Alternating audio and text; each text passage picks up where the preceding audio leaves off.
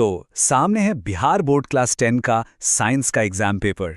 इसे देखकर पहला ख्याल क्या आता है? शायद यही कि इसे हल कैसे किया जाए। तो चलिए आज इसी पेपर को डीकोड करते हैं और एक ऐसी स्ट्रैटेजी बनाते हैं जो इस चुनौती को आसान कर देगी। 138 सवाल, 30 पन्ने और सिर्फ एक एग्जाम। ये आंकड़े देखकर थोड़ा डर लगना तो स्वाभाविक है, लेकिन घबराने की कोई जरूरत नहीं है। चलिए साथ मिलकर एक ऐसा गेम प्लान तैयार करते हैं जो इस पूरे पेपर को हमारे कंट्रोल में ले आएगा। ठीक है, तो शुरुआत करते हैं सबसे बेसिक बात से। किसी भी लड़ाई को जीतने के लिए पहले मैदान को समझना पड़ता है। तो आइए पहले साइंस पेपर की बड़ी तस्वीर को समझते हैं। सबसे पहले इन नंबर्स पर नजर डालते हैं। कुल 138 सवाल हैं जो 30 पन्नों में फैले हुए हैं। मार्क्स हैं 80 और इन सब के लिए टाइम मिलेगा 2 घंटे 45 मिनट। ये आंकड़े जानना इसलिए ज़रूरी है ताकि हम अपना टाइम सही तरीके से मैनेज कर पाएं। तो पेपर का स्केल तो समझ आ गया, लेकिन असली खेल शुरू होता है निर्देशों से। इन्हें समझना मतलब खेल के नियम जानना, और कोई भी गेम जीतने के लिए रूल्स जानना सबसे ज्यादा जरूरी होता है ना। यहाँ एक बहुत जरूरी सवाल उठता है, आखिर वो कौन सी जगह है जहां ज्यादातर स्टूडेंट्स अपने सबसे आसान नंबर गवा देते हैं, वो नंबर जो थोड़ी सी सावधानी से मिल सकते थे। और जवाब बहुत सीधा साधा है, निर्देशों को यानी इंस्ट्रक्शंस को नजरअंदाज करके। बस यहीं पर सारा खेल बदल जाता है। तो कौन से हैं वो ज़रूरी निर्देश? देखिए, पेपर पढ़ने के लिए 15 मिनट एक्स्ट्रा मिलते हैं, इसका पूरा इस्तेमाल करना है। जवाब रटे रटाए नहीं बल्कि अपने शब्दों में देने हैं। ओएमआर शीट पर सिर्फ नीले या काले बॉल पेन का ही यूज़ करना है। और सबसे ज़रूरी बात, ओएमआर शीट पर व्हाइटनर, लिक्विड या ब्लेड का इस्तेमाल तो बिल्कुल नहीं करना है। ये एक छोटी सी गलती पूरा रिजल्ट खराब कर सकती है। लेकिन इन सभी निर्देशों में एक नियम ऐसा है जो गेम चेंजर है, और ये मैं नहीं कह रहा, ये सीधे पेपर पर लिखा है। यदि कोई परीक्षार्थी 40 प्रश्नों से अधिक का उत्तर देता है तो प्रथम 40 प्रश्नों के ही उत्तर का मूल्यांकन होगा। बस ये नंबर 40, इसे दिमाग में बिठा लीजिए। सेक्शन अ में सिर्फ 40 सवालों के जवाब देने हैं, एक भी ज्यादा नहीं।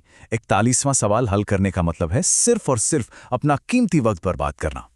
तो नियम अब एकदम साफ हैं। चलिए अब बात करते हैं सेक्शन अ की स्ट्रैटेजी की। इसे एक स्प्रिंट रेस की तरह समझिए, जहां स्पीड और एक्यूरेसी दोनों ही जीतने के लिए जरूरी हैं। जैसा कि पेपर में साफ लिखा है, खंड अ यानी वस्तुनिष्ठ प्रश्न, मतलब ऑब्जेक्टिव टाइप क्वेश्चंस। तो इसका मतलब क्या है? आपको 80 मल्टीपल चॉइस सवाल मिलेंगे, लेकिन करने सिर्फ 40 हैं, कोई भी 40। हर सही जवाब पर मिलेगा 1 नंबर, यानी कुल हो गए 40 मार्क्स। तो सबसे स्मार्ट तरीका यही है कि उन 40 सवालों को चुना जाए जिन पर पूरा पूरा भरोसा हो। इससे शुरुआत में ही एक मजबूत बढ़त मिल जाएगी। ठीक है, तो स्प्रिंट के बाद अब बारी है मैराथन की, यानी खंड ब। यहाँ स्ट्रैटेजी पूरी तरह बदल जाती है। अब स्पीड से ज्यादा जरूरी है गहराई और आपके जवाब की बनावट। खंड बा में 2 तरह के सवाल होते हैं, एक तो शॉर्ट आंसर वाले और दूसरे लॉन्ग आंसर वाले। मतलब यहां सिर्फ सही जवाब जानना ही काफी नहीं है, बल्कि उसे अच्छी तरह से पेश करना भी उतना ही जरूरी है। दोनों सेक्शंस के बीच का ये फर्क समझना बहुत जरूरी है। देखिए, सेक्शन ए स्पीड और रेंज का खेल था कि कितनी जल्दी सही जवाब पहचाने जा सकते हैं, जबकि सेक्शन ब गहराई और स्ट्रक्चर का खेल है। यहां आपके लिखे हुए जवाबों की क्वालिटी और क्लैरिटी पर फोकस करना होगा। अब जरा सेक्शन ब का ढांचा भी समझ लेते हैं। इसमें फिजिक्स, केमिस्ट्री और बायोलॉजी तीनों विषयों से सवाल आते हैं। शॉर्ट आंसर्स में हर सब्जेक्ट के 8 में से कोई 4 सवाल करने हैं, यानी कुल 12 सवाल। और लॉन्ग आंसर्स में हर सब्जेक्ट के 2 में से कोई 1 सवाल का जवाब देना है। ये स्ट्रक्चर एकदम साफ कर देता है कि किस विषय से कितना लिखना है और कहां एफर्ट लगाना है। तो हमने पेपर को अलग अलग हिस्सों में तोड़कर अच्छे से समझ लिया है। अब वक्त है इन सभी टुकड़ों को एक साथ जोड़कर एक विनिंग गेम प्लान बनाने का। तो एक कामयाब गेम प्लान कैसा दिख सकता है? यहाँ एक 4 स्टेप की स्ट्रैटेजी है। स्टेप 1, मैदान को समझना। वो जो 15 मिनट का रीडिंग टाइम मिलता है ना, उसका इस्तेमाल उन 40 सवालों को पहचानने में करें जिन्हें सेक्शन अ में हल करना है, और साथ ही सेक्शन ब के लिए भी सवाल चुन लें। स्टेप 2, स्प्रिंट जीतना। अब चुने हुए 40 सवालों का जवाब पूरे कॉन्फिडेंस से दें, याद रहे एक भी ज्यादा नहीं। स्टेप 3, मैराथन की रफ्तार।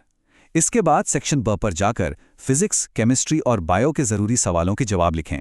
और आखिर में स्टेप 4, काम की समीक्षा। बचे हुए समय में अपने जवाबों को एक बार जरूर चेक कर लें।